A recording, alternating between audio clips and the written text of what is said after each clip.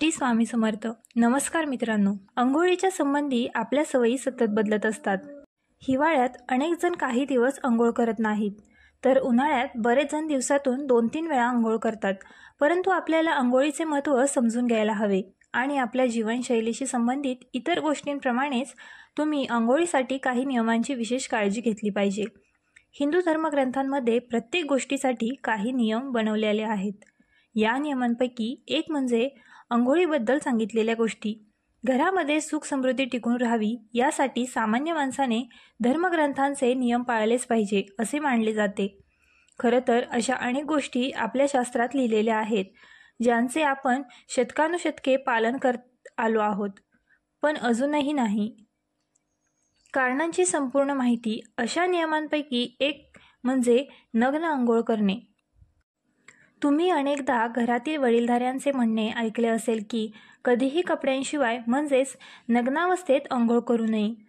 चला, ज्योतिषतज्ञ डॉक्टर राधाकांत वस्य जी यांच्याकडून शास्त्रात लिहिलेल्या या गोष्टींबद्दल आणि त्यांच्या कारणांबद्दल काही गोष्टी जाणून घेऊया.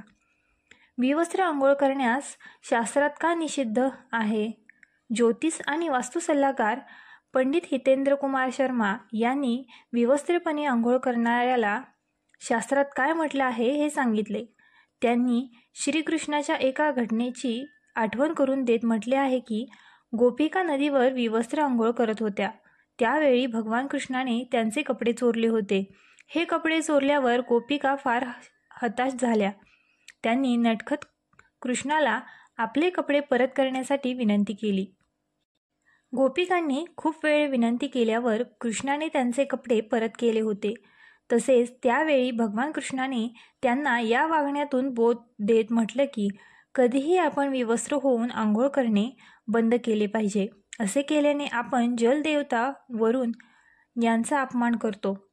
त्यामुळे सार्वजनिक ठिकाणी अथवा बंद खोलीमध्ये देखील विवस्त्र होऊन आंघोळ करू नये. विवस्त्र आंघोळ केल्यास वरुण देव रागवू शकतो. अंघोळ करताना तुम्हाला असे वाटत असेल की बंद खोलीत तुम्हाला कोणी पाहत नाही, तर ते चुकीचे आहे, कारण देव तुम्हाला सर्वत्र पाहत आहे. जर तुम्ही नग्नावस्थेतच अंघोळ करत असाल तर ते प्रामुख्याने पाण्याची देवता वरुणाचा अपमान करण्यासारखे आहे. नग्न अंघोळ केल्याने पाप होऊ शकते आणि आर्थिक आणि शारीरिक नुकसान होऊ शकते. नकारात्मकता शरीरात प्रवेश करते. जर तुम्ही नग्न अवस्थेत अंघोळ केली तर नकारात्मक ऊर्जा तुमच्या शरीरात प्रवेश करते आणि तुमची मानसिकता देखील नकारात्मक होऊ शकते.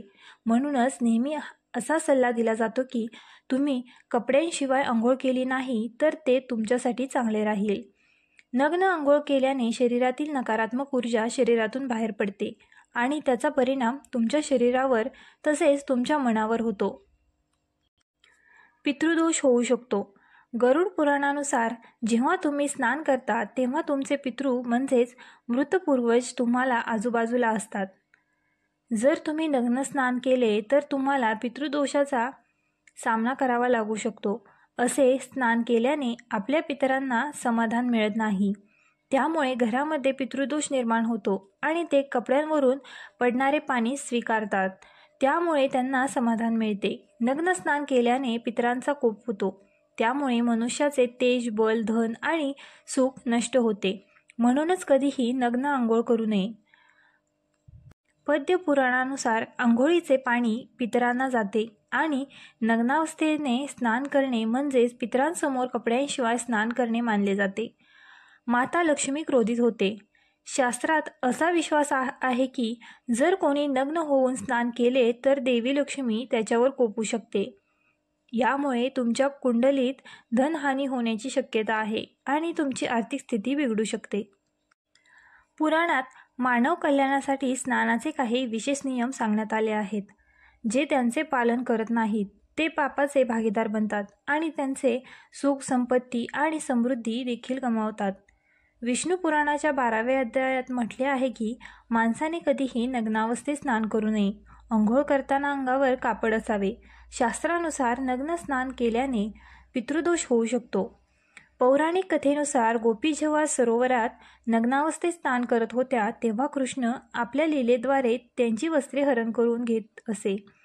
कान्हा गोपिकांना नग्नावस्थेत स्नान करण्यास मनाई करत असे. एकदा गोपींना समजावून सांगताना कृष्णाने सांगितले होते की नग्न स्नान करणे हा वरुण म्हणजेच जलदेवाचा अपमान आहे. शास्त्रानुसार वातावरणात सूक्ष्म स्वरूपात अनेक प्रकारचे जीव असतात. अशा स्थितीत विवस्त्र आंघोळ केल्याने नुकसान होते.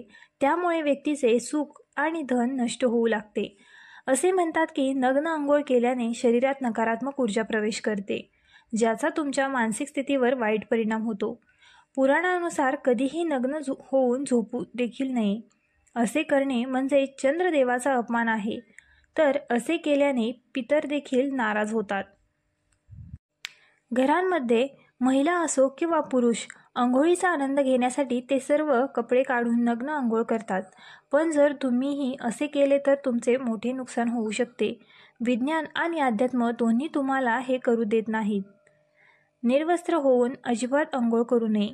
सर्वप्रथम आपण हे जाणून घेतले पाहिजे की सर्व कपडे काढून अंघोळ करणाऱ्याच्या चेहऱ्यावरील चमक नष्ट होते. शास्त्रातही नग्न अंघोळ करणे चुकीचे मानले गेले आहे. याशिवाय नग्न अंघोळीलाही विज्ञान मान्य नाही. जर तुम्ही बाहेर कुठे असाल तर अंघोळी करताना विशेष लक्ष द्यावे.